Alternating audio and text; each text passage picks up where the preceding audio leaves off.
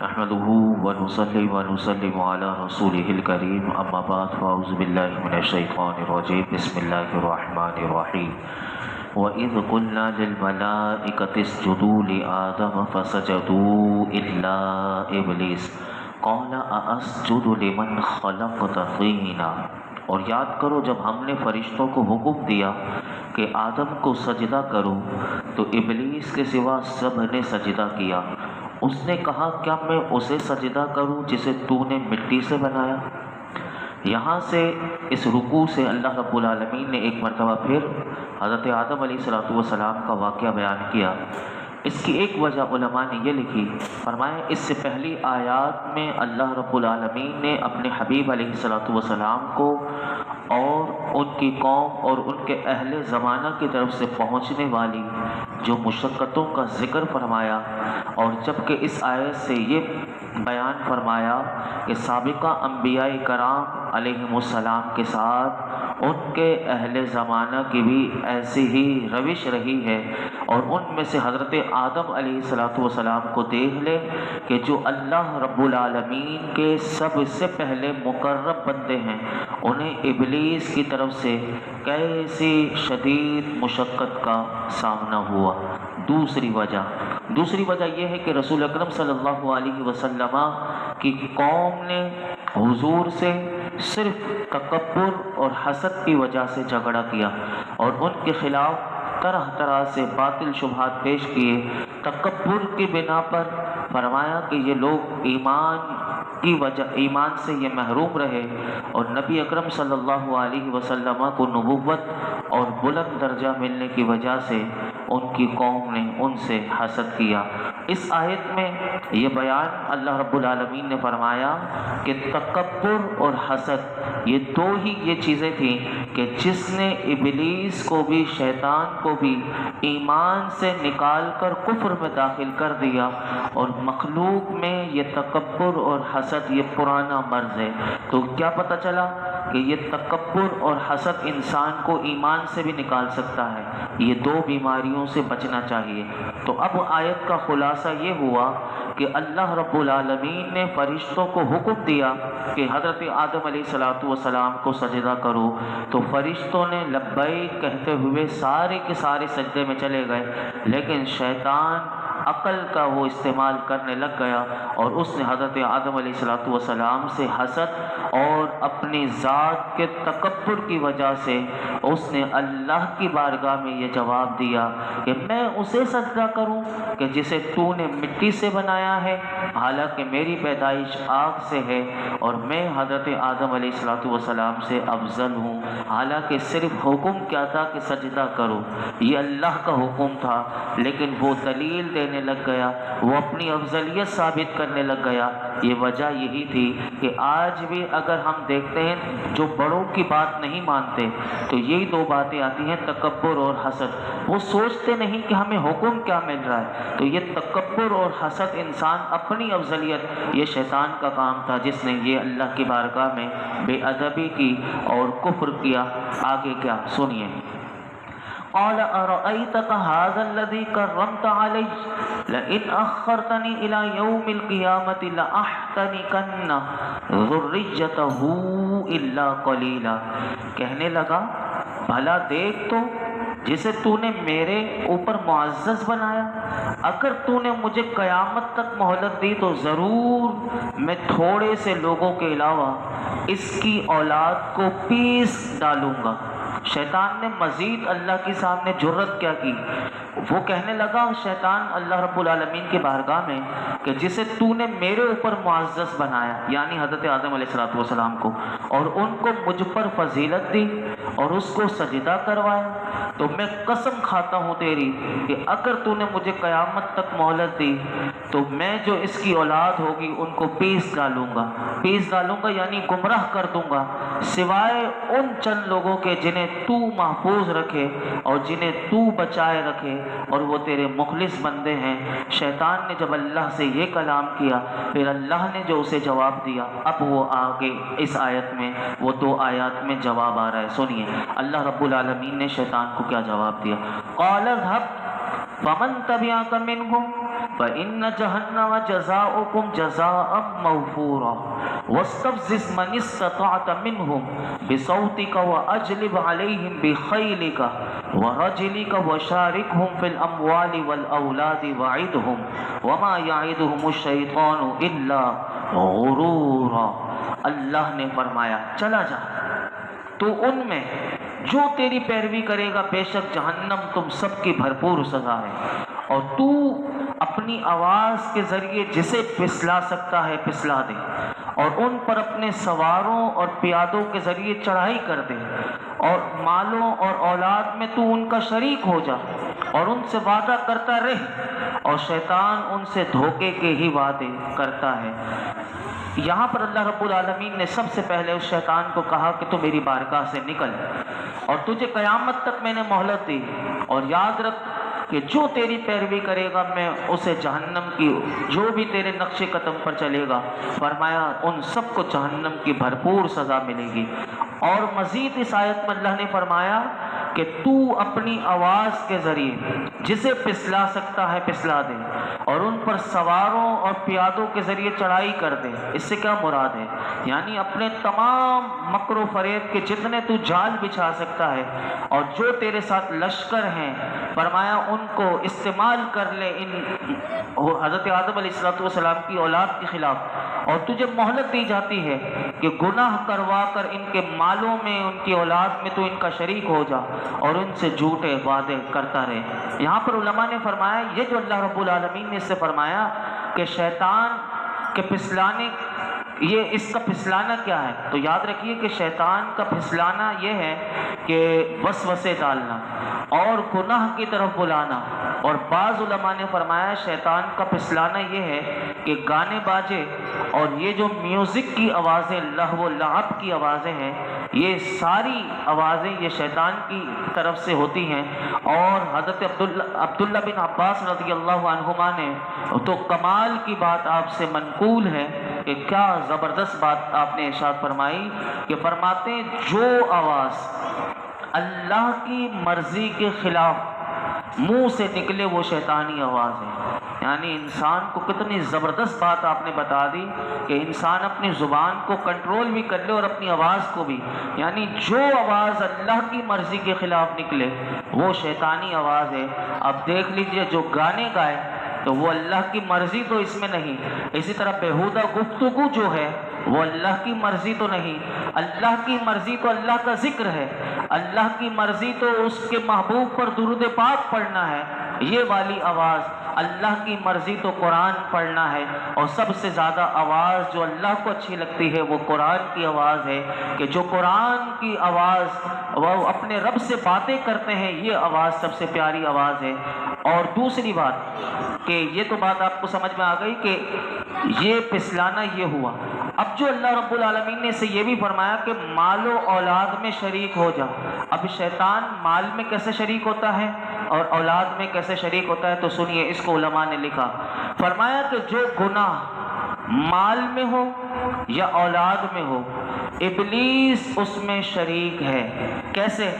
فرمایا سود اور مال حاصل کرنے کے جتنے حرام طریقے ہیں، اور اسی طرح فسق و فجور اور جن چیزوں سے اللہ نے منع کیا یہاں خرچ نہ کرنا وہاں خرچ کرنا، اسی طرح زکوٰۃ نہ دینا.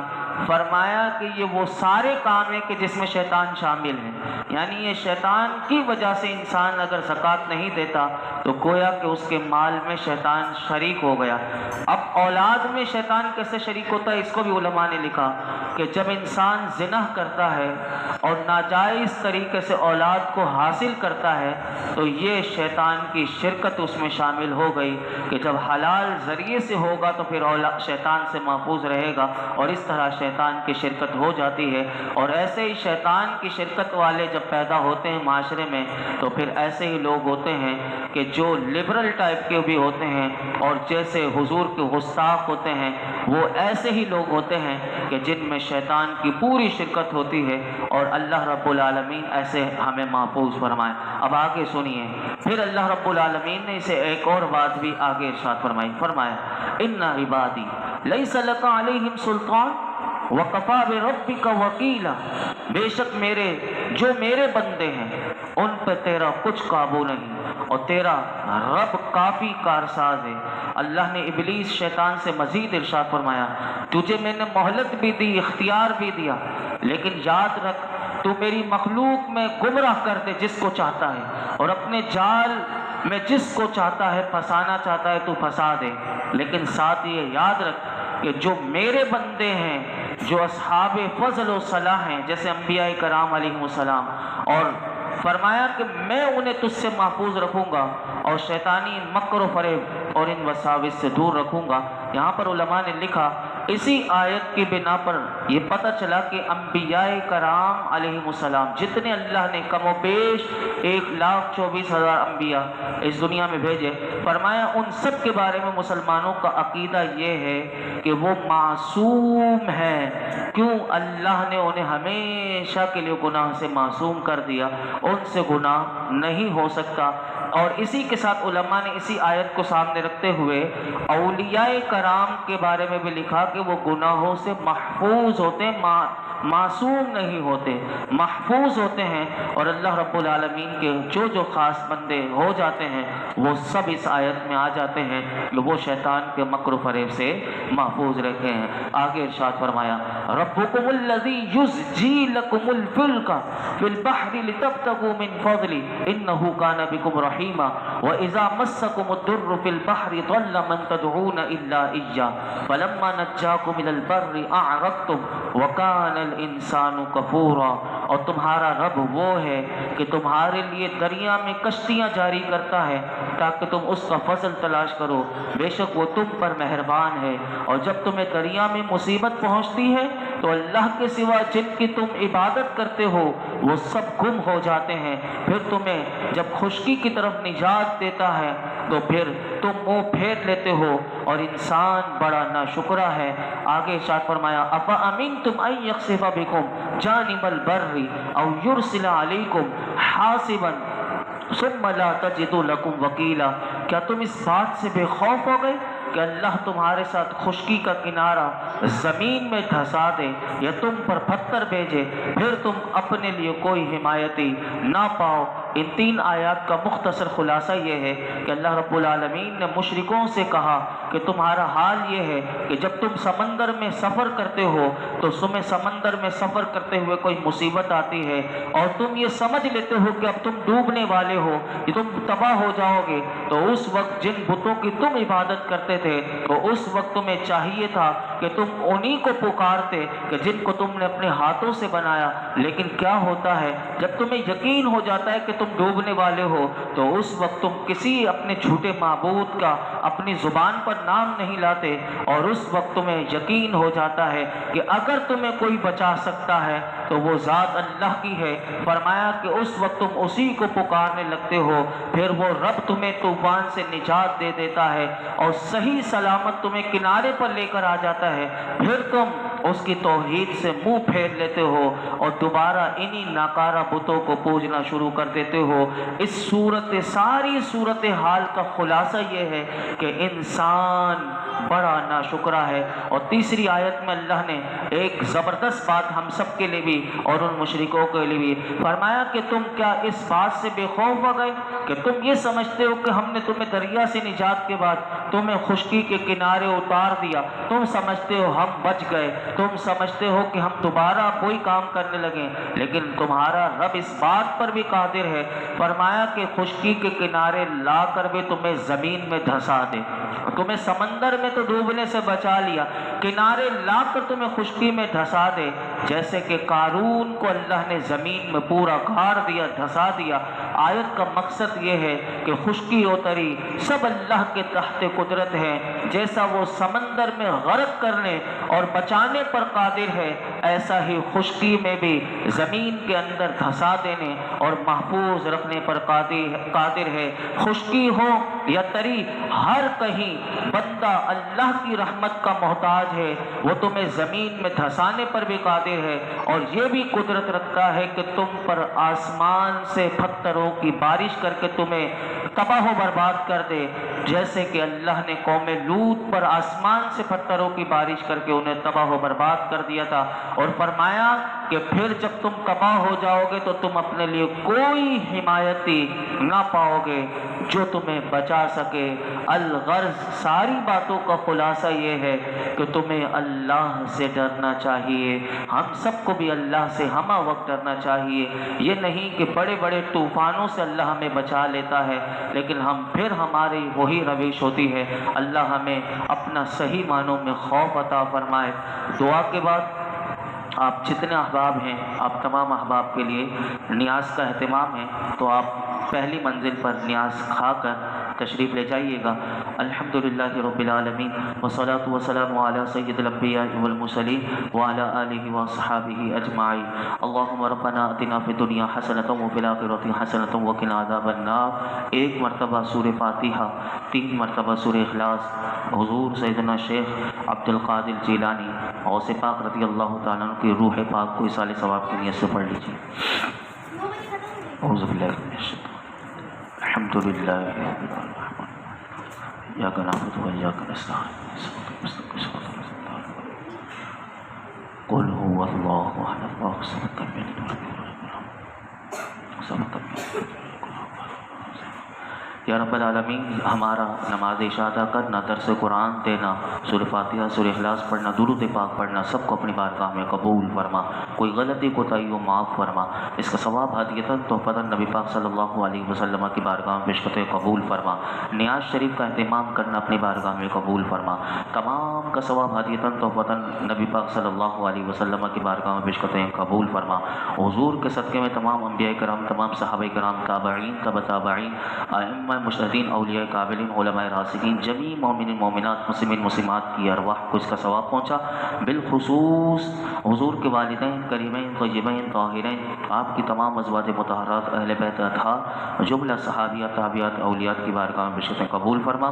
بالخصوص سیدنا شیخ عبد القادر جیلانی غوث پاک رضی اللہ تعالیٰ کی بارگاہ میں بشکر قبول فرما۔ آپ کے والدین، آپ کے مشائخ، آپ کے خلفاء کے خلفاء اور تمام سلاسل کے بزرگان دین کی بارگاہ میں بشکر قبول فرما۔ ہم سب کے ننیال میں، ددیال میں، خاندان میں، والدین میں جتنے جا چکے، سب کی ارواح کو اس کا ثواب پہنچا۔ یا اللہ ہم سب کی، ہمارے مرحومین کی بے حساب مغفرت فرما۔ یا اللہ یہ جتنے حاضرین موجود ہیں، اللہ سب کی جھولیوں کو، دامنوں کو مرادوں سے بھر دے۔ جس نے نیاز شریف کا اہتمام کیا ان کے کاروبار میں، رزق میں برکتیں عطا فرما۔ ہم سب کے رزق دسترخوان کو وسیع کر دے۔ اللہ ہمارے رزق حلال میں برکتیں عطا فرما۔ مولائی کریم ہمیں بھی تیری راہ میں مولائی کریم سخاوت کرنے اور دوسروں کو دینے کی توفیق عطا فرما۔ ہر قسم کے بخل سے مولائی کریم باطنی امراض سے شفا عطا فرما۔ اللہ تو ہم سے راضی ہو جا، میرے مولا تو ہم سے راضی ہو جا۔ یا اللہ تیرے نیک صالحین بندوں کا صدقہ ہماری جھولیوں کو بھر دے، ہماری جھولیوں کو بھر دے، ہمارے نصیبوں کو اچھا فرما۔ آج تک جتنی دعائیں کی ہیں آئندہ کریں گے سب دعاؤں کو قبول فرما۔ وصلی اللہ تعالی علی خیر خلق محمد وعلی آلہ وصحبہ۔